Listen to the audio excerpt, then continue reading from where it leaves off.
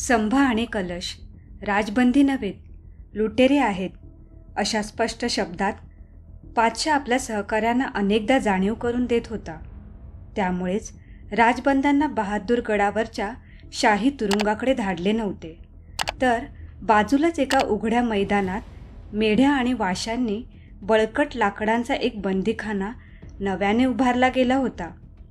तो चारी बाजूंनी उंच लांबट गवताच्या काड्यांनी साकारला गेला होता. त्या बंदीखान्याभोवती 5,000 उघड्या शस्त्रधारी हैवानांची फौज रात्रंदिवस तैनात करण्यात आली होती. आत बसायला एखादे फाटके जाजमही अंथरले गेले नव्हते. उलट नाठाळ रानरेड्यांना अगर पिसाळलेल्या हत्तींना बंद करावे तसे कविराजांना आणि शंभूराजांना आत फेकले गेले होते. त्यांच्या अंगाखाली भाताचे थोडेफार पिंजर आणि उघडी वागडी मातीच होती. त्या दोघांनाही काल उघड्या उंटावर बांधून असे वेडेवाकडे पळवले गेले होते की त्या अमानुष छळाने ते दोन्ही मानवी देह पूर्णतः बधीर झाले होते. अंगातले रक्तमांस म्हणजे जणू ओल्या चिखलांचे गोळेच. त्यांचे हात पाठीवर साखळदंडाने जाम बांधले होते. पायामध्ये जनावरांसारख्या बेड्या होत्या. काल उघड्या उंटावर बसल्याने त्यांच्या पार्श्वभागावरची आणि मांडीची कातडी कमालीच्या घर्षणाने अक्षरशः सोलून गेली होती. घडलेले आघात, दुर्दैवाचे विषारी तडाखे, सारे काही इतके अकल्पित, इतके कठोर होते की त्यापुढे त्या बिचाऱ्या कातडीची फुणफुण काहीच नव्हती. त्या दोघांचे डोळे मशालींच्या तांबूसजाळ उजेडात भेसूर, भेदक आणि चमकदार दिसत होते. त्या राजबंद्यांची ती दयनीय अवस्था पाहून रहुल्ला खानाचे काळीज चरकले. तो नकळत बोलून गेला, संभा बेटे, ये तेरी कितनी हालत. कुठे गेल्या तुम्हा हिंदूंच्या त्या 33 कोटी देवी देवता? कुठे परागंदा झाले आगीच्या दर्यात उड्या मारणारे तुझ्या बापाचे त्या शिवाचे मर्द मावळे? शंभूराजे आणि कविराज दोघेही मूक होते, चेतनाहीन होते. त्यांची बुबुळे मात्र जाळवंडात अडकून पडलेल्या छाव्यांच्या डोळ्यांसारखी लालभडक दिसत होती. ते दोघेही रहुल्ला खानाकडे गुरकावल्या नजरेने बघत होते. खानाने सुरुवातीलाच पातशाकडून आणलेला अत्यंत महत्त्वाचा पैगाम सांगून टाकला. संभा, पातशाला तुझ्याकडून फक्त दोनच गोष्टी हव्या आहेत. साफ साफ बता दे, कहाँ रखे हैं तेरे जड जवाहरात? कुठे आहेत तुझ्या त्या रत्नशाळा? शंभूराजांचे ओठ हलले नाहीत. उलट राजे आणि कविराज रहुल्ला खानाकडे उपहासाने पाहू लागले. पहिला सवाल वान जाणार याची खानाला खात्री होतीच. त्यामुळेच भात्यातून अधिक धारदार आणि अचूक बाण काढून शरसंधान करावे तसा रहुल्ला खान बोलला. तुझ्या कोट्यावधी होनांच्या खजान्यापेक्षा तुझ्या दुसऱ्या एका उत्तराने पातशाह सलामत तुझ्यावर खूप फिदा होईल. शंभूराजे मूक होते. रहुल्ला खान मागे हटायला तयार नव्हता. त्याने अट्टहासाने विचारले, बोल, कौन कौन है वो लोग? कैसे लोग? कविराजांनी एकदाचे ओठ उघडले. वही नादान सरदार, जे गेले कैक वर्ष पातशाचं मीठ खातात, पण तुम्हा मराठ्यांशी छुपे संधान ठेवतात. बोलो, कौन है वो बदमाश? त्या 2 प्रश्नांची खानाने त्या दोघांवर सरबत्ती चालवली होती. विशेषतः काहीही करून दुसऱ्या प्रश्नाचे उत्तर शंभूराजांनी द्यावेच द्यावे म्हणून तो अक्षरशः घायकुतीला आला होता. खूप कनवाळू होऊन राजांना आणि कविराजांना परोपरी समजावून सांगत होता. अजून वखत बाकी हे संभा.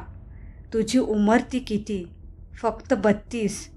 आमच्या औरंगजेब पातशाची मर्जी सांभाळशील तर अजून आपली प्यारी जिंदगी बचावशील.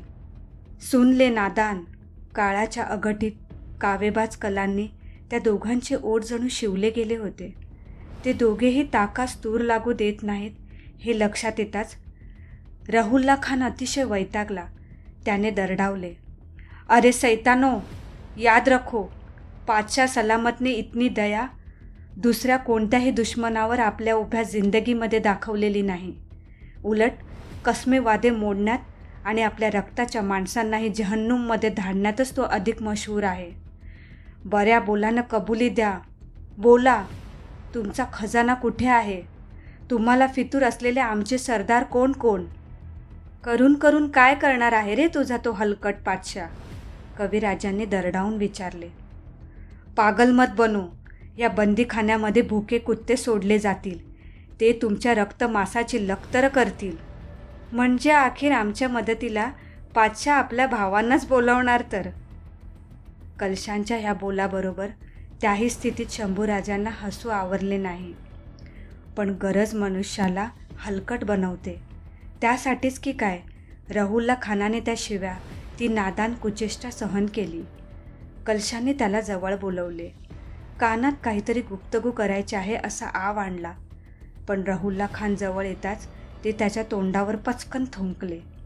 त्या घोर अपमानाने खान अतिशय चिडला. त्याने लागलाच आपल्या कमरदाबाला हात घातला. तिथला तीक्ष्ण धारेचा जांभिया हातात घेऊन त्याने कवी कलशांच्या दिशेने झेप घेतली. मात्र शेवटच्या क्षणी त्याला पातशाची याद आली. अतिशय महत्त्वाचा राजबंदी आपण स्वार्थ बुद्धीनेच परस्पर मारून टाकला असा अर्थ कदाचित पातशा काढणार. आपल्या धूर्त, कपटी, कावेबाज धनाचा भरवसा तरी काय धरायचा? त्याने स्वतःला काबूत आणले. त्याच्या हातचा जांभिया गळून पडला. धमक्या, धाकधपटशा यांचा राजबंद्यांच्या मनावर काहीही परिणाम होईना. आपले इच्छितही साध्य होईना. त्यामुळे राहुलला खान घायकुतीला आला. दादा पुता करत कळवळून बोलला. संभा, मेरे बेटे, तुझ्या वयाचे 2 बछडे आहेत माझे. त्यांची कसम खाऊन सांगतो, कशासाठी सोन्यासारख्या जिंदगीचं वाटोळं करतोस, गैरजिद्द दाखवतोस? खान साहेब, तुमच्या पातशाची आम्हाला खूप दया येते. एकदाचे राजांच्या मुखातून शब्द बाहेर पडले. क्यों? पराभूत राजा बंदिवान म्हणून हाती आला तरी त्याच्याशी बर्ताव करायची राज्य व्यवहारात एक रीत असते. पण त्या रीतीभातीचा मागमूसही तुमच्या पातशाच्या अंगी दिसत नाही. एखाद्या लुंग्या कुत्र्याच्या गळ्यामध्ये हिऱ्या माणक्याचे हार घातले आणि अंगावर किनखापीची झूल चढवली तरी तो सिंहासनावर जाऊन पोचणार, मात्र आपल्या घाणीच्याच पायांनी. तोबा तोबा संभा, कैसी बातें करते हो? आलम पना की बराबरी एक कुत्ते के साथ? हो, कुत्र्याला सुद्धा एक दर्जा असतो. तुझ्या बेवकूफ पातशापेक्षा ते गरीब जनावर कितीतरी नेक आणि वफादार असतं. राहुलला खानाला दरदरून घाम फुटला. तो पाय आपटत बंदीखान्यातून बाहेर चालता झाला. संभा आपल्या धनाला बहाल केलेल्या एक एक उपाध्या गाळून पैगाम कसा द्यायचा याचा विचार तो करू लागला. रात्र बरीच वाढली होती. गारठाही वाढलेला. दोघांच्या अंगाखालची माती अधिकच थंडगार पडत चालली होती. पहाऱ्यावरचे 5,000 सैनिक जागसूत होते.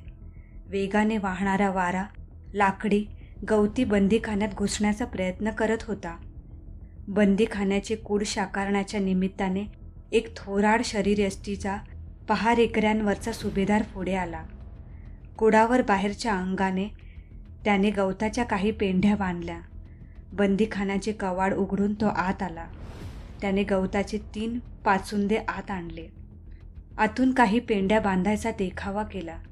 त्याच्या हाताखालचे 2 हशम म्हणजे त्याचेच खास बंदे होते. तो सुभेदार तसाच पुढे झाला. त्याने झटकन गवताच्या पेंड्या सोडल्या. तिथेच ओल्या मातीवर काड्यांची हलकीशी बिछायत तयार केली. ठणकत्या अर्धबधीर देहाच्या शंभूराजांना आणि कविराजांना हात दिला. त्या दोघांनाही हलक्या हाताने पुढे ओढत त्यांना बिछायतीवर झोपवले.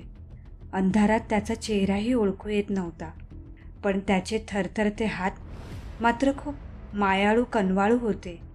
त्या दोघांनाही त्या सुभेदाराने तिथे नीट झोपवले आणि एकाएकी त्याला भरून आले. तो धाडकन तसाच मातीत बसला. शंभूराजांचे पाय धरून तो मुसमुसून रडू लागला. त्याच्या उष्ण आसवाने शंभूराजांची गात्रे जणू काही भानावर आली होती. राजे कातर आवाजात उद्गारले, बंधू मिया खान.